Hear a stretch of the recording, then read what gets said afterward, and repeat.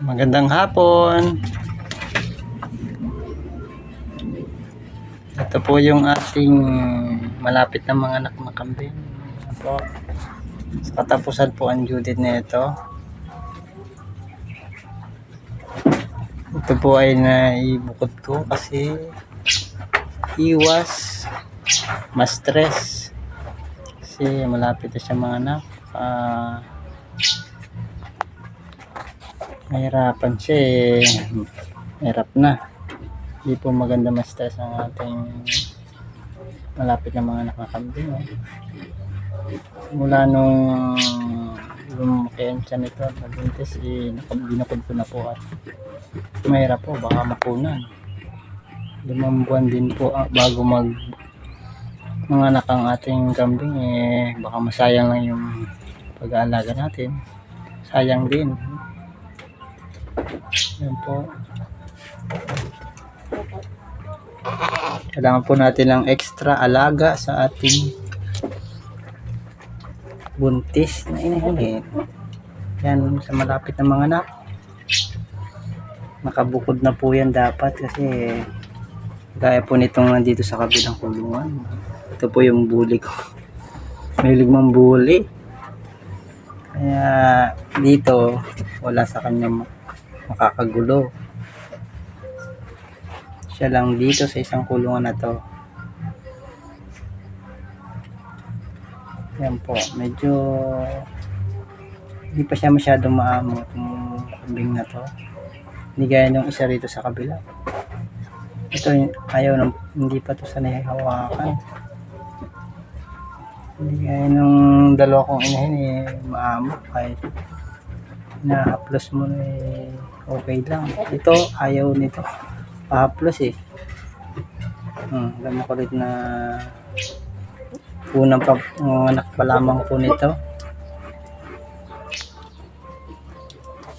Katapusan po ang due date niya. Malamang isa po pero sana maging 2 anak niya para malaking dagdag sa ating kambingan.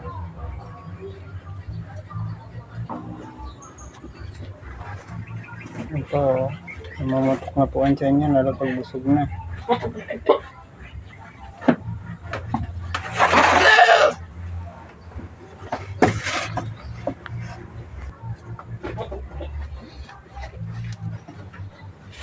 Yan po, yung kanyang dede ay malaki na rin po. Kasi malapit na mga anak.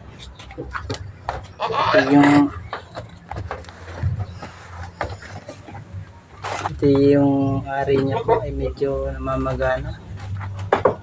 Senyales po na malapit na talaga siyang mga anak. Ayan po. Medyo magana po talaga. Malapit na po yata. Baka hindi na umabot ng katapusan to.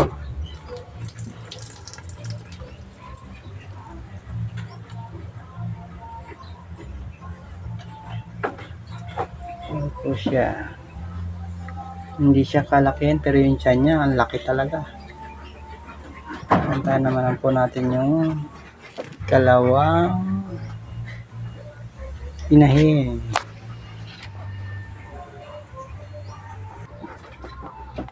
Ito po yung ikalawang inahin, si Tisay. Ang mabait na si Tisay.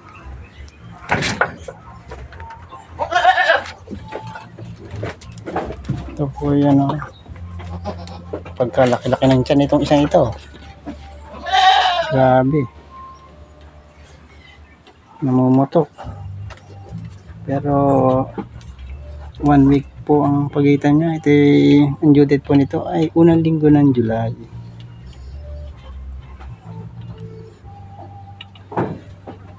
Sana po magkasabay na sila para isang alaga na lang. Para sabay-sabay na yung mga injection sa mga bisero at sa mga inahin. Yan po. Medyo malaki na rin yung kanyang hilde. Yung ano niya hindi pa naman po. Ang laki po niya talaga.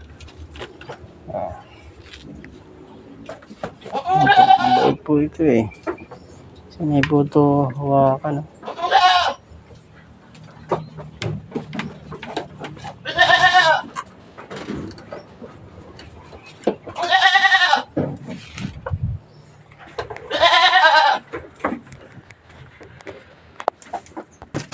Yan po yung ikalawa nating inahin.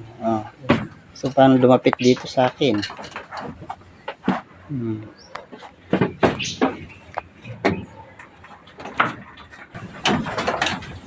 Ito po yung ikalawa nating lapit ng mga anak. May kalakihan po siya. Halos doble sa katawan ng una nating inahin. Ito po ay malaki na nabili ko. Ilang anak na po yata ito. Pangalawa.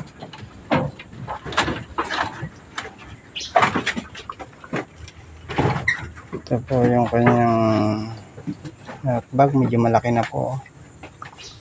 Talagang naghahanda na po talagang yan na. Yan po. Yung kanyang other malaki na talaga. Ito po yung may kalakihan talaga itong inahin na to. Lamang sigurado po dalawa to, napakalaki. Malaking inahin, malaki rin yung inahin ka, no? Sobra. Sana po maging malusog ang kanilang sisilang bisiro. Bata naman po to kasi nakabukod po yung kanilang kulungan para walang makastress sa kanila. Yan po ang ganito lang po pag-alaga rito. Nagbubukod po kasi iwas po sa mga mambubuli para hindi sila makunan. Ayan.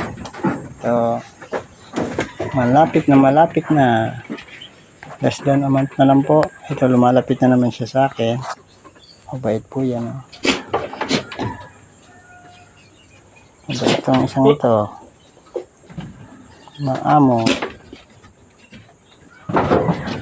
po yan pero matapang yan doon sa kasama niya. Ang laki. Isay po yan. Super laki. Mga 50 kilo siguro mahigit itong hinay na to. Napakalaki. Mas malaki pa dito sa barakong isa.